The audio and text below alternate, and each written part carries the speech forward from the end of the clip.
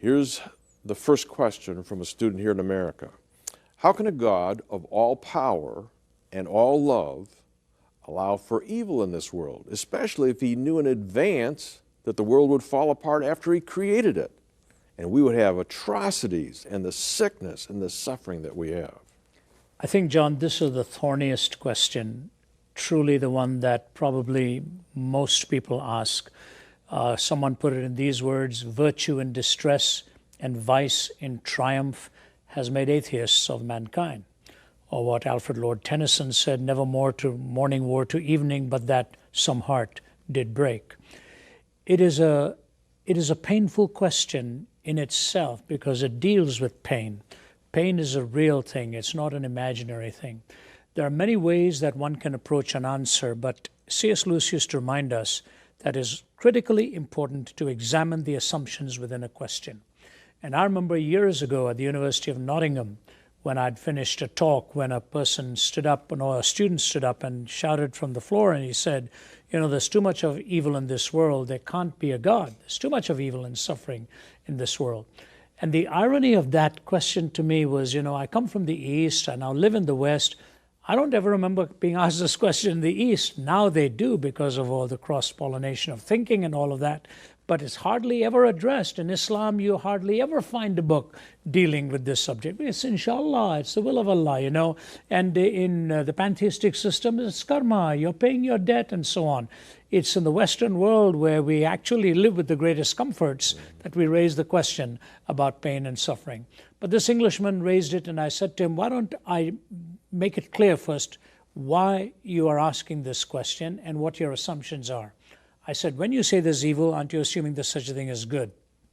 He paused and he said, yes. I said, when you say there's such a thing as good, aren't you assuming there's such a thing as a moral law on the basis of which to differentiate between good and evil? He struggled with this and we interacted, and finally he said, yeah, there would have to be an objective moral standard from which to differentiate between good and evil. I said, when you say there's a moral law, you must posit a moral lawgiver, but that's whom you're trying to disprove and not prove, because if there's no moral lawgiver, there's no moral law. If there's no moral law, there's no good. If there's no good, there's no evil. What is your question? And he looked at me, paused, and he said, what then am I asking you? Now, this was years ago. I said, I know what you're asking, man. I'm not trying to make it hard for you. It's an existentially felt question that often doesn't examine the logical presuppositions within this.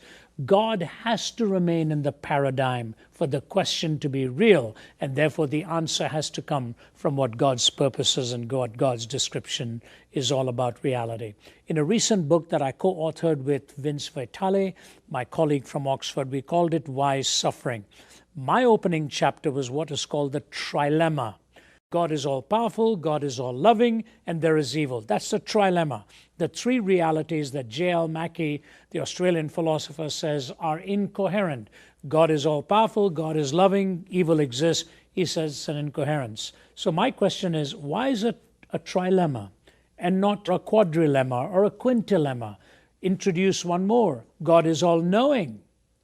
That's also a belief we have. And number 5, God is eternal. God is not judging everything just in time. There's an eternity. So it's not just the question is stacked when it's stacked as a trilemma. God is also all-knowing, and eternity also exists as a reality. And maybe those explanations can come in eternity. Let me just move to 2 quick answers in this. There's a young gal in Georgia where I live. I live in Atlanta.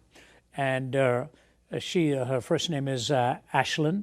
And one day her mother was on a television program discussing a strange problem that she has, which is called CIPA, congenital insensitivity to pain with anhidrosis. She cannot feel pain and her sweat glands don't work. The problem may sound good, you don't feel any pain, but the reality is if she steps on a nail while she's on the sports field, it could puncture the skin, create an infection, and nobody could be even aware of it. The mother said the problems it has created in her life for what this malady brings into her body. She says, I pray one prayer every night. God, please let my daughter help feel pain. She could put her hand on a burner and not know that her hand is burning. Now, my question is this: if in our finite existence we can see the role of pain to warn us that something is wrong, is it impossible for God in His infinite wisdom to allow pain in our lives to help us know that something is wrong?